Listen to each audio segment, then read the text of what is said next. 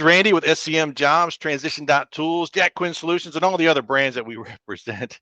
And the main purpose of today's interview is to talk with someone who actually successfully transitioned out of the military and learn more about what that process was, what he did to be successful, what was the mindset shifts that he had to make in order to adjust to the civilian world. And the whole purpose is to really help people understand that mindset shift, because we've really seen that's really the biggest problem that veterans have when they come out. They just don't know what's going to happen on the next side when they come out of the service. So today we have Bill Holmes from SEAL Shield with us. So if you don't mind, Bill, just share more about your military background, where you served, what you did, and just kind of give us, any your background information. Sure. Thanks, Randy. Thanks for having me here. I really appreciate the invite and getting this opportunity to have this discussion. I am a first sergeant retired from the United States Army as of 2020, summer of 2020, middle of COVID. And I had served as a trombone player, of all things, in the regional Army band programs. So for 27 years, I was all up and down the East Coast, Alaska, Europe, Afghanistan, serving as a trombone player and performing missions for the civilian sector and for the military to support whatever their engagements were that they needed musical support. Well, that's interesting because the band, I came from the Marine Corps, and the band in the Marine Corps, they were the stretcher bearers in battle. Is that the same role the Army has? I say no. When I first joined, they were military police support by definition. That changed, and they actually just removed the secondary MOS requirement completely. As time evolved, they became a support element as needed. So when I was in Afghanistan, our mission was about 50-50. We were doing musical missions, doing COMREL support for our troops, trying to improve morale. But I also was doing ECP guard duty. I was doing what we call GDA taxi. So we were like escorting people like in vehicles. And so we had our own vehicles and had people to transport from one fob to another. So it was a bit blended.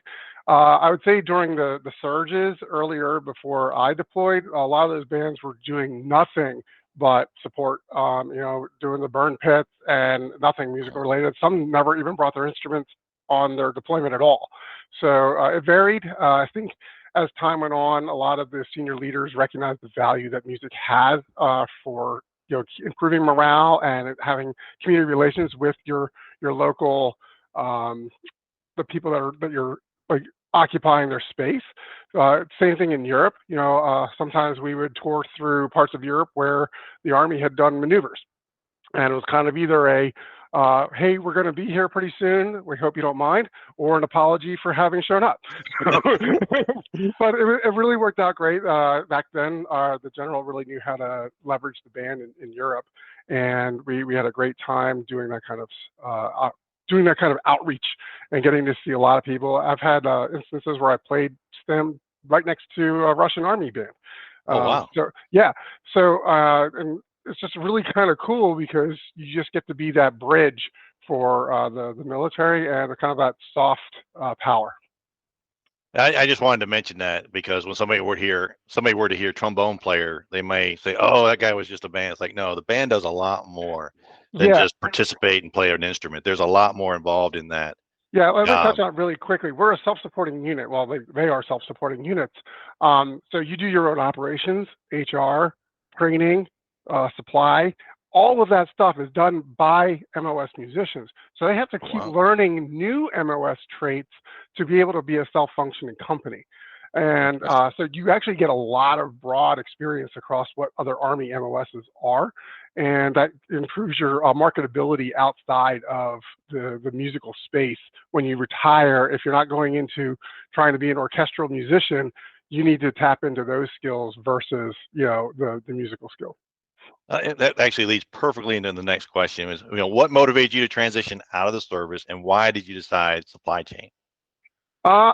The motivation was I was ready to retire. I was at 27 years. They were like, "Hey, you're a shoo-in for Sergeant Major." I'm like, "Yeah, but that means 5 more years of wear and tear on my body," and I just didn't see the return on investment as far as the back end pension would go. So I was like, okay, I'm going to do this time, and we're going to say thank you. So that's kind of where the finish line decision was reached. As far as supply chain, I won't say that I chose supply chain. I was more thinking on the operational training side because I had more experience in that in my career. I did act as a supply sergeant from time to time, but I was finishing out my time as a first sergeant in a full leadership position. Before that, I was an operations guy, and I also had training experience as a doctrine writer when I was worked as an instructor at the schoolhouse. So that's kind of the direction I was leaning. But the opportunity, I was going through COVID. It was really rough because companies were not hiring very much during COVID. They're all trying to figure out how do we even operate as a company that's going to have to operate virtually for the next who knows how long. But I was scoping through LinkedIn and I tripped across this this position that was available. I don't know that it specifically said Jacksonville, but that's where I was planning to relocate and retire. I'd already purchased a home because my wife had family up in Jacksonville. There was military services in Jacksonville, and I wanted to be able to fish all year round. So Jacksonville just kind of checked all those boxes. So we already had the house before COVID came on. So I knew I had to work in Jacksonville. As far as the supply chain side of things, this position came open. It was called a supply chain manager by title, but when I was reading through the description, it was very wide. It wasn't just like you're going to order a product and make sure it gets here on time. It had just such a variety of topics that it covered. And I had my MBA and finished up my PMP certification at that point and was already engaged in Lean Six Sigma, a Six Sigma Green Belt program as well. So I felt like I had a lot of the criteria necessary to do what this job role entailed. So I just kind of hit apply. And I didn't think much about it, quite honestly. Right. After I hit apply, I was looking at LinkedIn a little deeper, and I realized my nephew, who happens to be a little bit older than I am, was LinkedIn connected to the CFO. And I was like, oh, I should reach out to my friend, my nephew Mike, and say, how well do you know this guy, Vince Scheibler?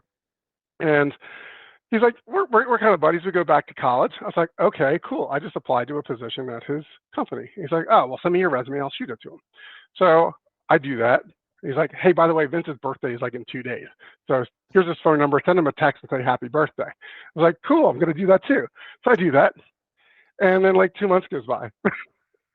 I heard nothing. Like, wow. Ouch.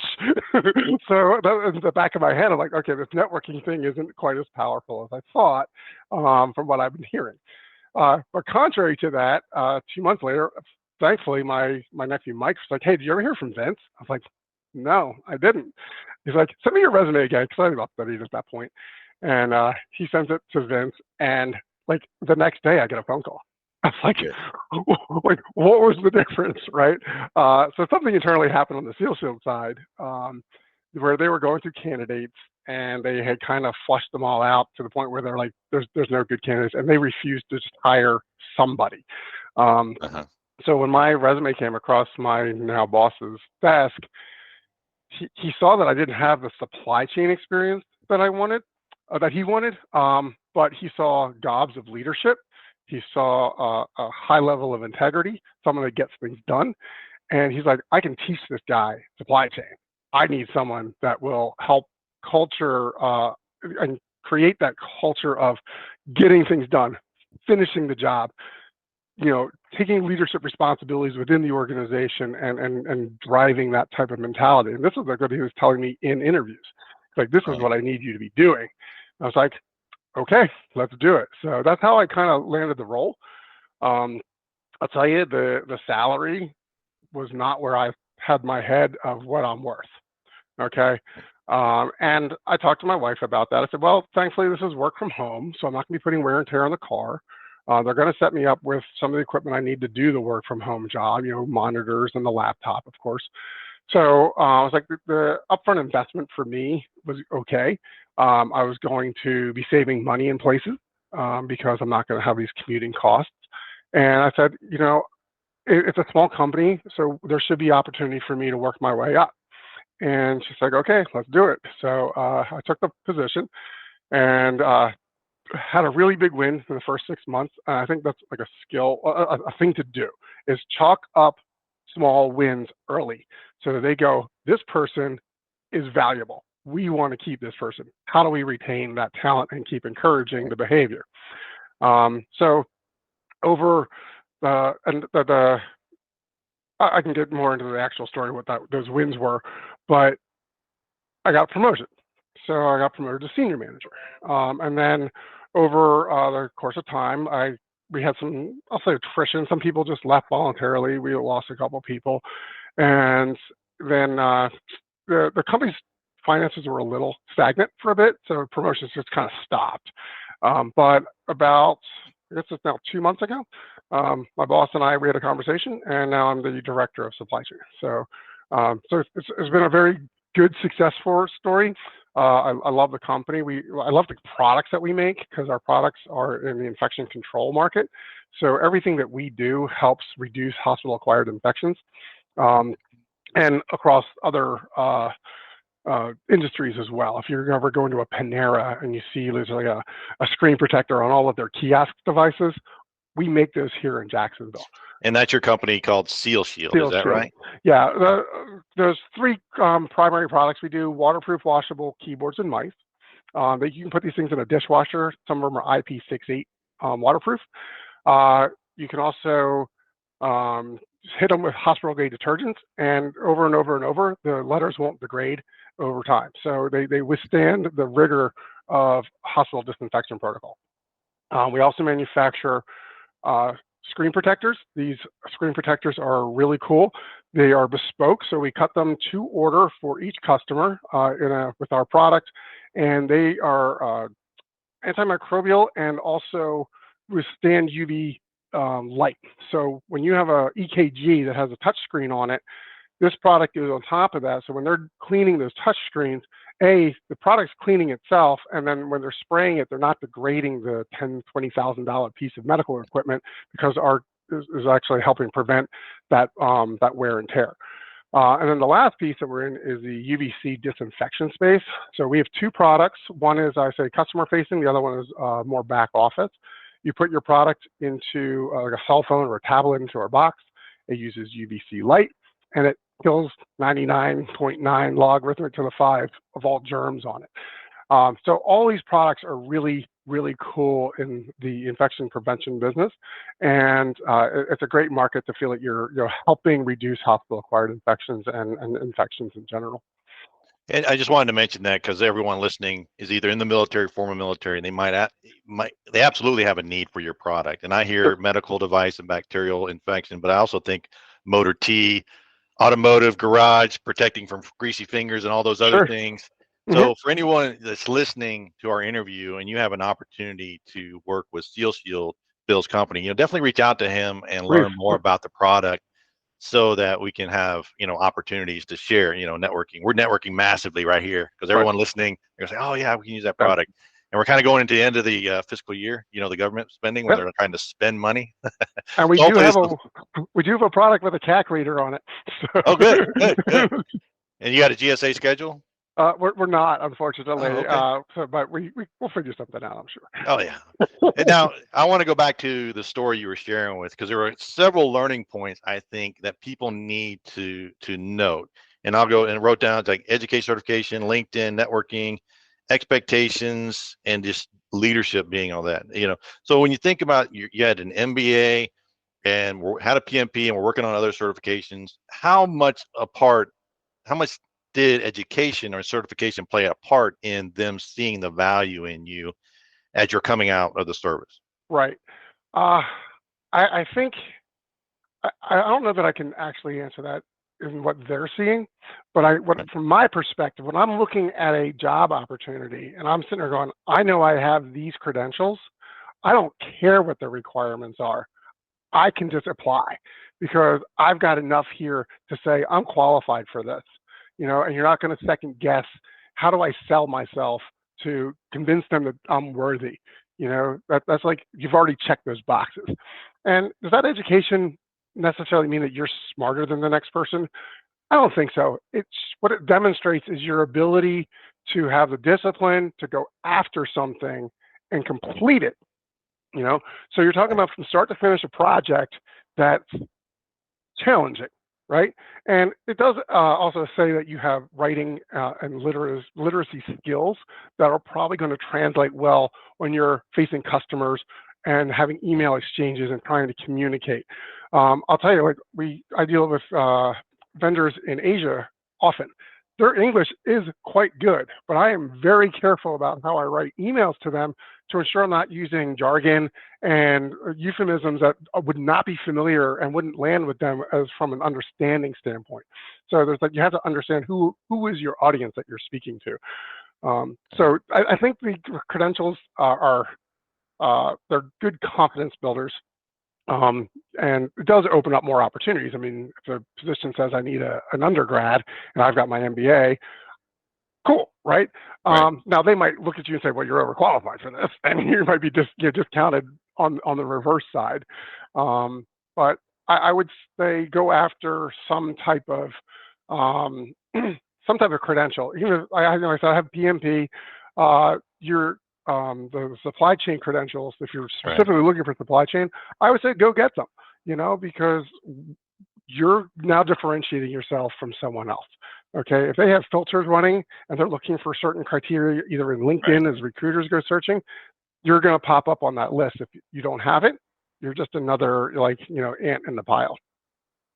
I think from you were just sharing with us the conversation or the nugget I'd pull out of there. One, you have to be able to translate your military experience into business value, right? Something a business understands, and certification in education is one way to do that. In other words, a business person, a civilian, less people serve today than have ever served in our country's history. Right. So there's less people that really understand the military, but they do understand what an MBA is and the expectations of somebody who has an MBA.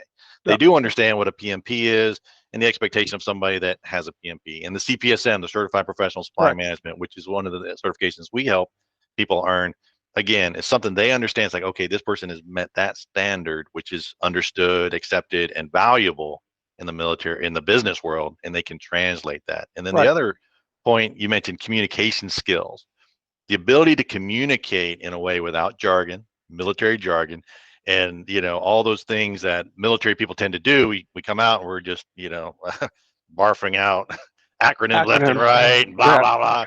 And and the other thing I'd want to ask is this: how was the attitude that they saw, and the intensity a military person can bring to a conversation can be pretty intimidating? How did you handle that? Did you kind of, not to say you back down, but did you kind of dampen it down a little bit, or just kind of reframe it in a way that they didn't feel intimidated? How did that communication develop? Interesting question. I will touch on that in a second. I just want to tell a really quick story. I was just talking to a dealership the other day, a Lexus dealership, and I found out that the guy I was talking to, never met him before, was a military guy, and he had literally said the word, "Hey, just I guess I bring up your SA for blah blah blah," just situational awareness. Right. Yep. But I was like, if I wasn't in the military, I would have had no clue what he meant by SA. And he didn't know I was military. I figured I learned it from him. So he wasn't like trying to relate to me. It was just, it came out of his mouth because it's just there. And I was like, wow, that's really interesting that and then I mentioned it to him. I said, hey, just so you know. And it's like, oh wow, so yeah. So I helped square him away, right? Another military trip. Another military trip, right? But so going back to your question, remind me what it was. It was that intensity we bring to a conversation. The intensity, or should a better way to say it, the stereotype people expect when they hear military. Right. So it's interesting coming from my perspective for this, because you got to remember, I was a trombone player. I was commerce, community relations. One of my primary goals was to interact with the public and make them feel warmer, softer about the military. So I mean, while you're still carrying yourself with a specific discipline, you can't be so stoic that you're unreachable. And you have to have that communication and soft contact so that they feel like I can relate to you, I can understand you, and I can talk to you. So I would say I was set up for a little more success than maybe some others who come like straight from like a line unit, because they're so entrenched in that type of culture. So, but what I will say is, what I'm going to generalize this. I don't think a lot of people in the civilian sector realize that people in the military are still people. And when you pull them out of the military and get them removed far enough from it, they're just like everyone else. You know, you want to be treated with respect. You want to have a casual conversation. You want to call everybody by their first name. You know? and that's what the civilian sector is looking for. So you just have to kind of shed a lot of that constraint from the way you dialogue with people, and also drop like 99% of the curse words. You know, you can't F this in every conversation you have, because it's not gonna sit well. So, but it's a skill. It's going to take some time, but I would say just be more yourself and try and remember who that person was before you joined. But that doesn't mean be undisciplined or unruly. It just means don't be so uptight that they don't feel you're approachable. But you do want to also come off as decisive, that you can make a decision. That's one of the things I think that the military really drives with people, is the ability to make a decision on the spot. I see a lot of indecisiveness in the civilian sector. Oh, really? Okay. People are like, well, I got to go check with this, I got to go check with this, or we're going to go talk to these people. But at the same time, you might just find that but they internally, if you're given a role, you need to be comfortable to make a decision in that role, if that's within your left and right limits. And I am blessed. My boss, you're going to interview him tomorrow. Right. He is fantastic, because he will allow you to make mistakes that he figures that the company isn't going to suffer hard for, but you'll learn more from if you make it, and correct it on your own. And he won't lambaste you on the back end. He's like, what did we learn? You know, and he's very, I'm just super fortunate. I mean, I can't say enough good things about my boss, Ross. Well, I think the point there, one, great leadership, but then for the hiring managers who are listening to this interview, is to realize that the military people are there to help, but we have to have that line of communication open, right? Yeah. A lot of my experience, and I've seen other people experience that come out, that the civilian world just expects you to deliver. They're like, okay, just get this done. And they don't give training, they don't give guidance. And then they're like, why didn't he succeed? Well, you never gave me any feedback. At the end of the day, it's all about leadership. And leadership, whether you're in civilian, military, or anything else, is giving guidance and helping people guide to accomplish the mission. So when you're not there, they can work, right? They can do things. And then the other thing I was going to mention is like today's military is not the Full Metal Jacket stereotype that people see in the movies. It's not. Today's military is a lot about, we have a lot of conversations, even officers with enlisted, senior enlisted, even the junior enlisted. We talk a lot because we're building people, because that moment that officer's gone for any reason, he's, killed or replaced or moved on, he's got to go to another part of the battlefield. That unit has to operate. So there's a lot of conversation, teaching and learning. So when we get in that situation, we can execute. And that's when you see that stereotype come out. But then we can pull that, put it back in a box, and then we communicate again, and leadership, and organize, and get things done. Yeah. So that's a message for everyone to kind of understand. Today's military is not what you see in the movies. It's a whole different world. Right. I think I want to touch on this really quick. One thing I think was very successful, at least with my interview, I was a first sergeant, and when I saw my role as a first sergeant, it was, take care of your soldiers and go talk to your commander. And when your commander and you have disagreements, that's fine. My commander was really good too. He would allow me to argue and disagree with him, and he would bend on some things, I would bend on other things. But when we left the office, we were agreed that we were going to be a unified front. So however I might think different about what we've just ended up deciding to do, no one in the unit was ever going to know that. Okay. So I supported his initiative, and I was able to give that example to my boss. Now, when you're talking to the person that's going to be your boss and you're saying, we can have these conversations, but in the end, I'm going to support you. That's powerful, Yeah. because now they know I've got an ally. Even if he doesn't love what we're doing, he's there. She's there. Right. And they're going to have my back, and we're going to be able to march forward faster because I'm not going to have to keep dealing with them trying to, undermine what they're trying to achieve. So Yeah, that makes a lot of sense. And I think, we talked a lot about the relationship. The other thing you mentioned before, you use LinkedIn and you use networking as two key ways to get your foot in the door. Tell me more about LinkedIn. What does somebody, a soldier, need to do with LinkedIn? How do they need to set their profile up, as well as that networking piece? How do we use LinkedIn? Because we hear the story, social media, got a right, network, but then we have to get off the computer and get face to face with people, right. and talk to people. So how does that work? LinkedIn and networking. So LinkedIn, again, this is one of those. I was fortunate.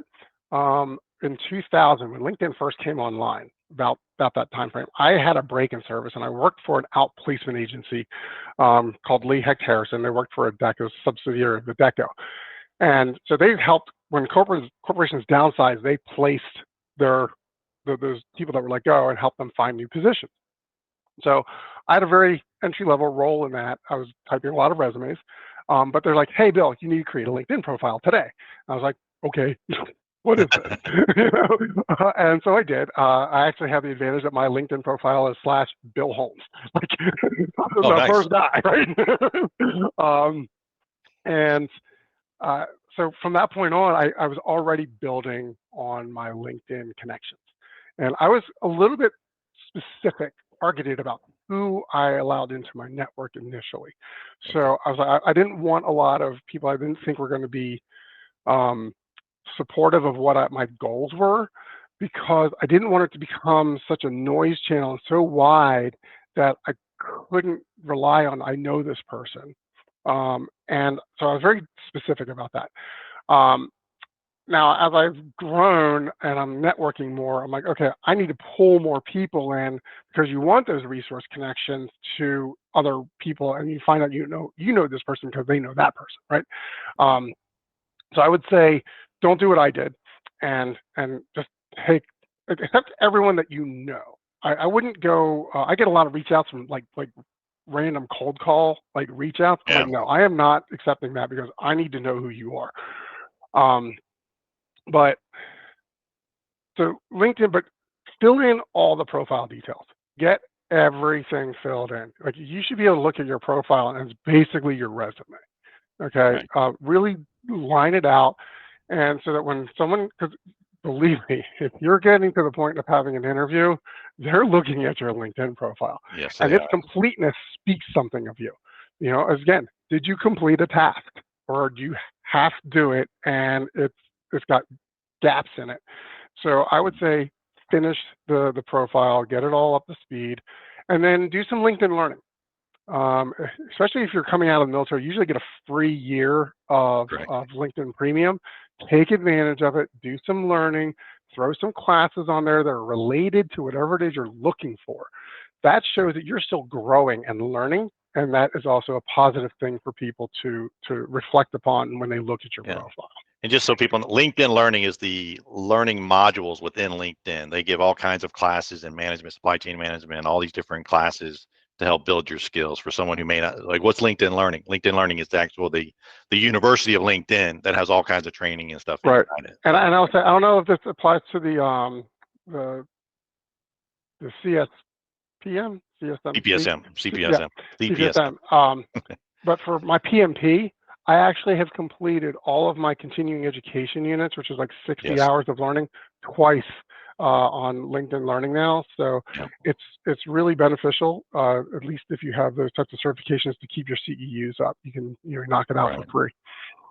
And that's the other reason of having a good certification that requires renewal and continuing education, because that also tells anyone looking to hire you that your skills are up to date and current. Correct. Yes. In that's that very important field, right? So yeah.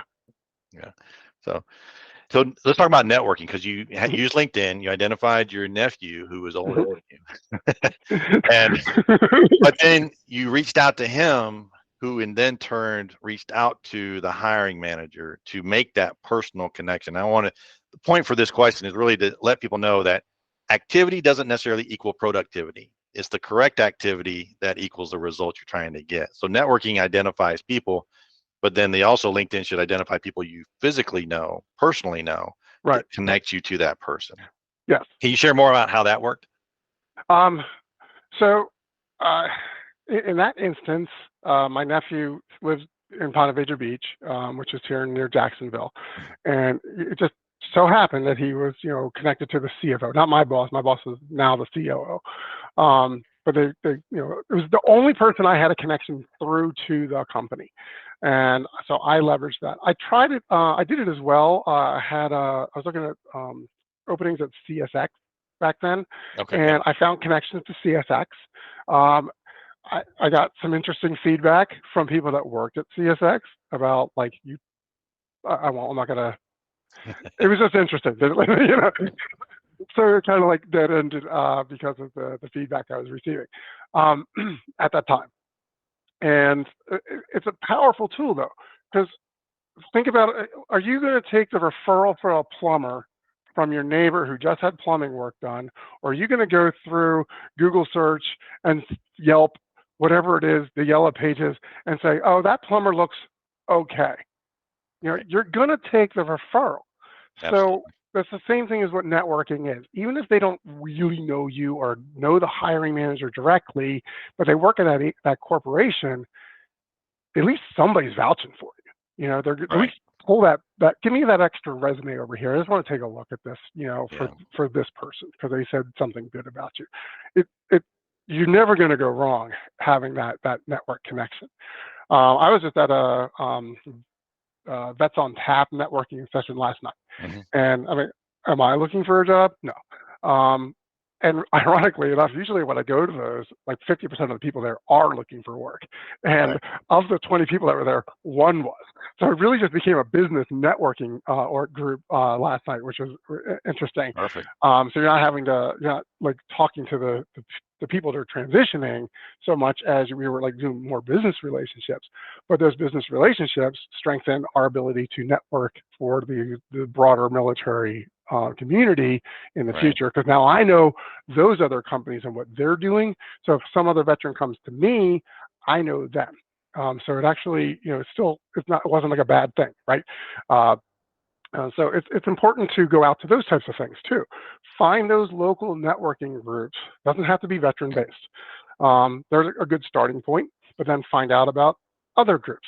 Like I'm a member of the local PMP chapter, so occasionally they have a PMP networking group. You can be certain that I'm going to go attend that meeting. I don't know those people very well, and they work for organizations that I don't have much involvement with.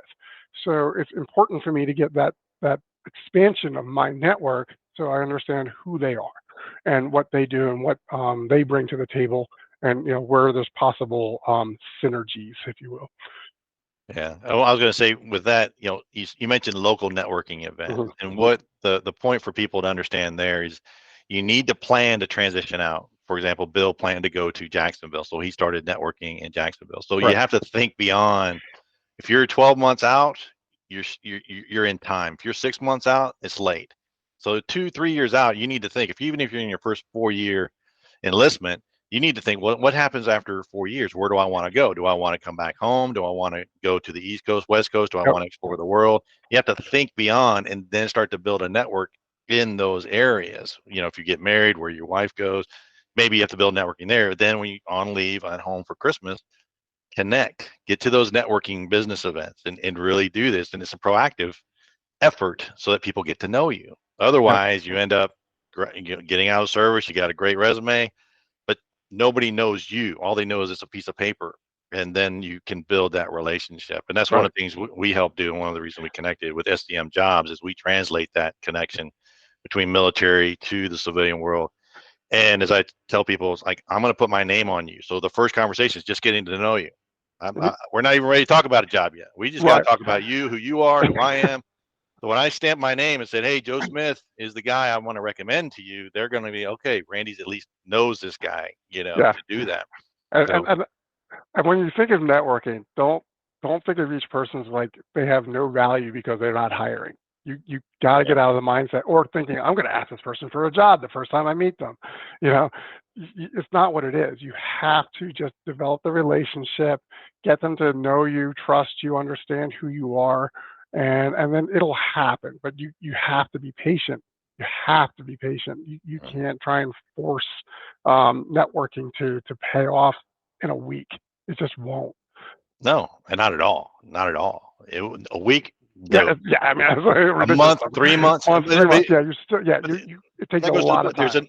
There's a military expectation, and this is part of the mindset we'll probably jump into next. The mindset we come out of the military with of, hey, I've served my country for 4 years, doing things nobody else in the world volunteered to do or ever wanted to see, and now I expect a job from you. The business world doesn't care. No. And it's a hard reality. And I don't mean this, thank you for your service, but then the business person said, what value do you add to Right. my business? So with that thought, what's the mindset shift we need to make when we're shifting out of the military into the civilian world? Huh. So what value do you bring? Think about what your experiences were in the military. Um, Not too many companies are hiring trigger pullers, right? Right. So that's not the value you bring any longer. What do you do? What did you do in the military? How were you effective? What were the things that you did that were out of the norm, where you found a solution to a problem that no one even realized existed? Um, Right. and then lean on those leadership traits that you've developed. You have them. If you're an E4 getting out after 4 years, you have leadership skills that are valuable that other people your age do not have. And it's just a matter of translating that when you're speaking to someone so they understand that you are a fast learner. Right. You're a task achiever. That when something's assigned to you, it is done, and those are the things that people need to understand that you bring to the table versus other people that may lack discipline. I'll tell you, my son, he's currently serving still. He did 6 years active, got out, he joined the reserves, but he was looking for, he's doing full-time jobs while he was taking school, like trade schools classes with his GI Bill. The thing that I always, when I was like helping him look for positions and stuff, the people I talked to, like, I just need someone to show up every day. I'm like, that's easy. We can do that. Like, I mean, we military guys don't even have a concept of that's like okay to not show up. Right. That's like step one. And if you fail to show up for work, why would you have a job the next day? Is the Right. mentality we have. But a lot of in the civilian world, that doesn't exist all the time. People just like, I'm not coming in. Yeah. Or they just don't show up, and the next day they show up and they keep getting paid. So that behavior is tolerated. But when you get these military guys coming in, or ladies, they have just a different kind of mechanism in their brain that says, I must show up first, and then we can go from there. So Right. I would at least get that information out to your potential employers that you're super reliable. And then to articulate that in a way you mentioned leadership, drive, the ability to accomplish a job, the ability to think and figure things out, that we can organize things and figure out what the mission is. And I think most importantly is we bring calm to chaos, that when everything else is falling apart, we stay focused on the mission and we get it done. And then at the end of when the mission's over, then we'll fall apart. But until then, we're going to focus in to get the job done. And so from the military mindset of, you can organize, and even if you're a squad leader or even a fire team leader in an infantry unit, what did you do? Well, I'm a trigger puller. No, you organized your fire team. You had to get the supplies you needed to run the missions. You had to stay focused on the mission, stay within the parameters to get the mission done, and then you had to take care of your people, which required a whole lot of other level of leadership to stay on that. So you're going to bring in another level of ownership and leadership to the organization. And then for those hiring managers who are unsure of the military people or how to understand them, they bring, those things I just mentioned: organization, drive, leadership, they're not going to quit on you so long as you give them the right idea, the right Yeah. parameters to be successful. They're going to do that. So that mindset shift on both sides is important. Now, Yeah. one thing you mentioned earlier was expectation management. When you came out, Mm. your expectation for a salary was up here, but then in reality, they started you down here. Yep. Your expectation of a position was up here, but then you had to start down here. So Right. that expectation management for the military, what should they expect when they're coming out? What's a reasonable expectation?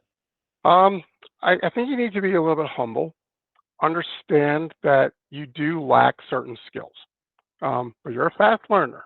And companies promote way faster. Civilian companies, my experience is that they promote way faster than the Army.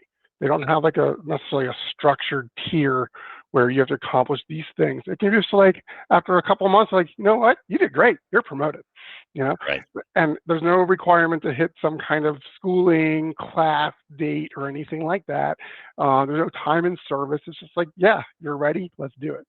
So it's okay to kind of come in below where you think you might want to be to get your foot in that door, because you are going to excel far faster than anyone else in that organization at your peer group when you enter, because you have that discipline, you have the drive, you've got skills that they're going to identify exist once you're there that other people just never had. They're not going to develop a leadership skill if they've never been responsible for anybody. You know, Right. they don't even know what that means, and you're just going to come in there and shine. So take it's okay as long as you can budgetly live off of what they're paying Right. you know, do it. That goes back to know? planning, right? Yeah, Planning, right? Building that nest egg so that when you get out, you yeah, have time to survive that transition. yes, yeah. That's a huge one. I if you're retiring, it's not quite so painful because you're going to have a pension the next month after you leave. It's not going to be as much, most likely, as what you were making the day before, but at least you know Right. there's something coming in. If you are coming out of just like 4 or 8 years of service, like my son did, he was very surprised. And Good. he's Yeah. like, at one point, because he was like, I'm going to move to this location where my girlfriend is, and blah. And it finally came down to, Dad, can I move into your place for a while? I was like, yes, but we are developing a plan to get you out of my place because Right. this is not where you belong. I love him, but you know, this is like, you know, he's 6 years removed from our household. He doesn't need to be moving back in. He needs to be, you know, taking care of himself as an adult.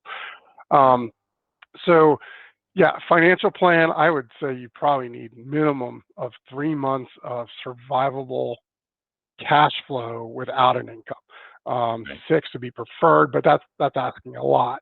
Also, if you're retiring and you're thinking, hey, I'm going to get my VA checked at the same time I get my pension, I wouldn't bank on it. There's programs where you can kind of get it to hit right away. I thought I was in one, but I hit in with COVID, and COVID just kind of crapped everything out. Right. And it took me a year before I saw a VA disability check from my retirement date. So I wouldn't rely on that as immediate income from a Yeah. budgeting standpoint. The Also, financial pieces. Go ahead. I'm good. I was going to say another thing. If you're again on the retirement side of things, if you're thinking I'm going to buy a house wherever I move to, keep in mind that like a mortgage lender is going to be less inclined to sell you that house if you are out of income, you know, or you're just on your pension. That's one of the reasons why I said we bought the house a year before I retired. That was intentional. I wanted to be, because if you have more than 12 months on your record of sustainable service, then the bank doesn't really care. They're like, okay, you've got, you know, this time. And so it worked out for mortgage applications and approvals because as far as they were concerned, I was gainfully employed for the long Right. future. They will ask you what your ETS is. They know. So they know to ask that question. So be cautious if you don't own the home. You might be renting for a while coming out. And that's okay. It's You fine. know. Oh, it's absolutely fine. Just, you know, it's expectations. You know, Right. you think you're like, oh, I'm just going to move here, buy a house, and get a job. It might not flow that way, and you need to be prepared for that double move. And setting expectations with your spouse or your family as well, that they understand that this is going to be a tight period for transitioning and there's going to be a transitioning period. Which Yes. kind of talks about the mental health piece that, you know, a lot in the news about veterans struggling to transition out. What kind of support system should a veteran set up as they're starting to transition out, because once you're out, you're out. Right. They basically say that don't let the door hit you in the ass on the way out. Right. Because once the military, they've still got a job to do, and as soon as you leave, you're gone, and they still have to move on. So Correct. that support system will be there, but not the way you need it. Right. What do they need to set up so that they have a good support system and can feel supported when they're transitioning out? I mean, if you have family, you know, don't be afraid to make them aware of your transition and say, I might need Right. some assistance with this. If you're not, if you're moving close to where they are and you have like kids, then, you know, maybe they can help with childcare for a little bit. And everyone's situation is different, and you can't just, you know, blanketly say that's going to work out for you. But there's mentorship programs out there. I was connected with a program called Veterati, and I think his name was Bruce Thompson, was my mentor, and he was just someone to talk to about what I was doing and give me some suggestions on, well, have you thought about this? And you could probably do this. Hey, I know this person over here that could help you out. I say that the first year of separation, you can do a little bit of reach back to the military and get some support. Maybe you can still sign up for a truck driving class that you didn't take on your way out the door. But after that first year, I would say that you're going to be completely on your own. And hopefully at that point you're on your feet and you've got something figured out. I also wouldn't think about your GI Bill. You know, if you Right. haven't Yeah, I done was gonna mention that. education, if you haven't done education yet, go to school. I mean, Yeah. school's not impeccably hard. And at the same time, there's a lot of virtual school. You can do night school. You can do trade school. I tell you, trade schools, that's, if you're not like a bookworm type person, you don't want to go to college, go to trade school. Learn to be a pipe fitter, a welder, an air conditioning Right. repair person, an electrician. Like I said, my son just went through this. He took every class at the school that he went to. Yeah. And so now he's got like this whole arsenal of certifications that says, I can do this, I can do this, I can do this. What would you like me to do? You know, Right. when he talks to an employer. And the trades, once you get settled in with it, you know, you're not going to be financially hurting, you know, Not at all. once you get some experience under your belt. And that's going to be very similar to your military experience. You know, you come in as a kind of a plebe, you don't know much, and they train you and they teach you, and you learn, and then you learn fast, and then next thing you know, you're in charge of things and you're telling the plebes how to do the job. It's a very, very similar structure. So it should Yeah. feel familiar, and it's hands-on if that's your thing. I think a lot of there's been a lot of marketing towards college education, MBA. I've got an MBA, certifications, and there really hasn't been a big push for the trades, which for those listening, there's a huge gap in need for people. They need people. So Mm-hmm. if you like working with your hands, you don't want to work in an office, you want to go out there and do these things. The trades is absolutely It's a a great great investment career of your path. time. It's a And the great VA will career path. support it.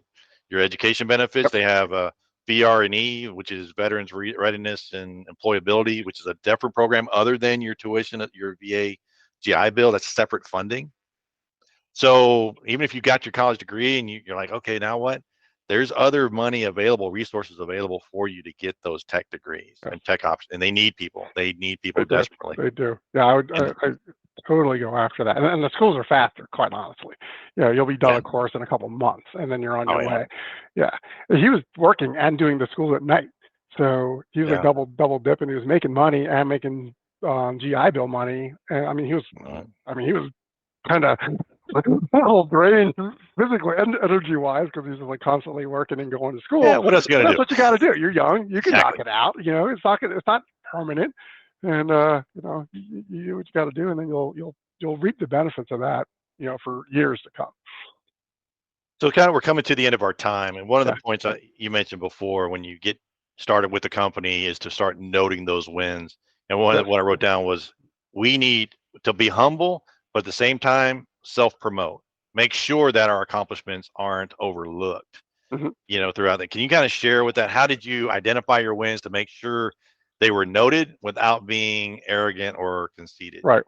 So one thing I'll say is when you first get to a company and you're learning what's going on and absorbing the culture, do not point out the things you don't like early.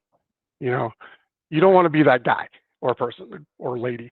You just want to take it in and assess. Those first 30, 60 days, I say, just kind of sit back and see what's going on before you really assert yourself. And then my boss, Russ, had we had we were outsourcing two capabilities. So one was our cutting our screens, and the other one was laser etching our keyboards into foreign languages.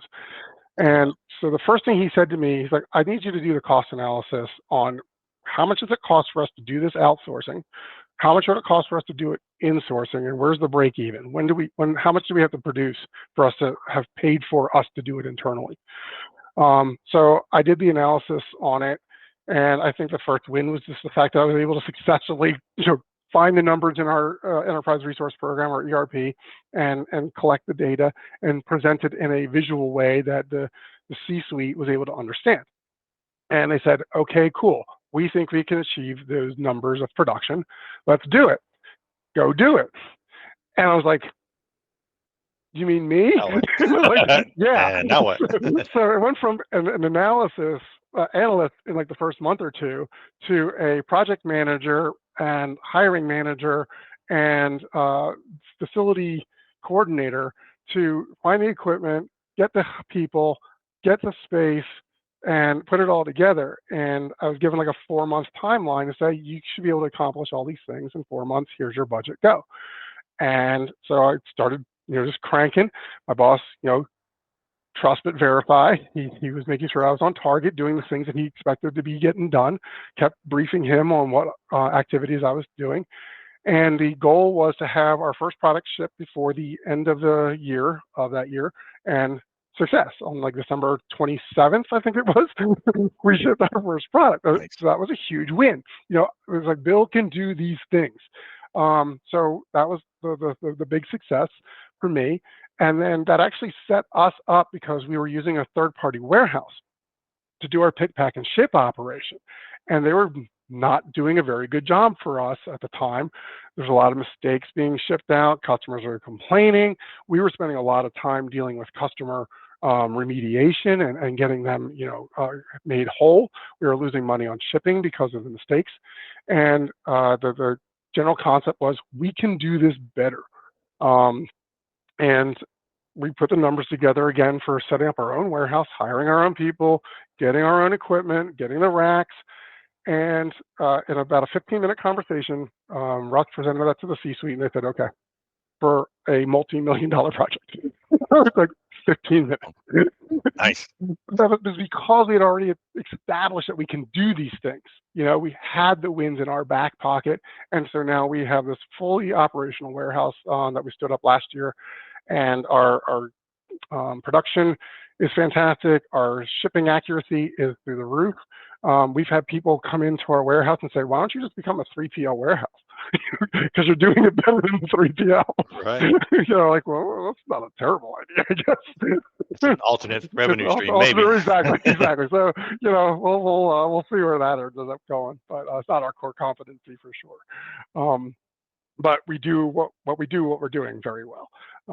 So that's where you chalk up those wins. You chalk up those wins. And then the department grows, the company grows, and your promotions come along with it. And what I would offer there is make sure you write them down, and you have your annual reviews, your biannual reviews. You're talking to your boss all the time, and not to be concerned about saying, well, I helped do that. I made sure this happened, using I statements, which we don't do in the military. Right. It's like, well, the team succeeds, which, the C's there. It's just sometimes from the civilian sector, they just don't see it until you tell them.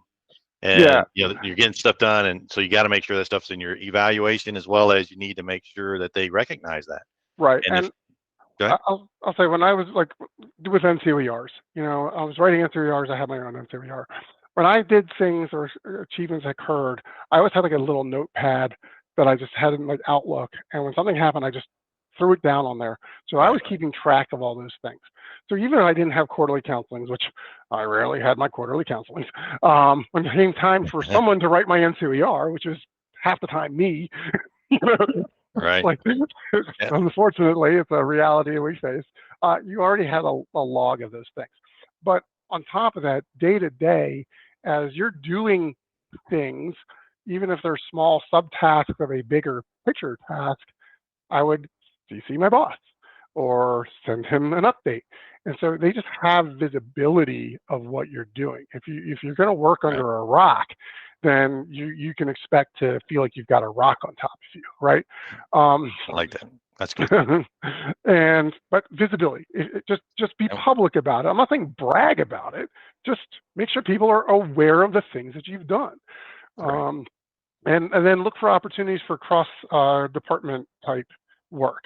You know, if you can engage with accounting, if you can engage with your engineering department on something, you know, then they also get more face time with you and they understand who you are Right. as a person.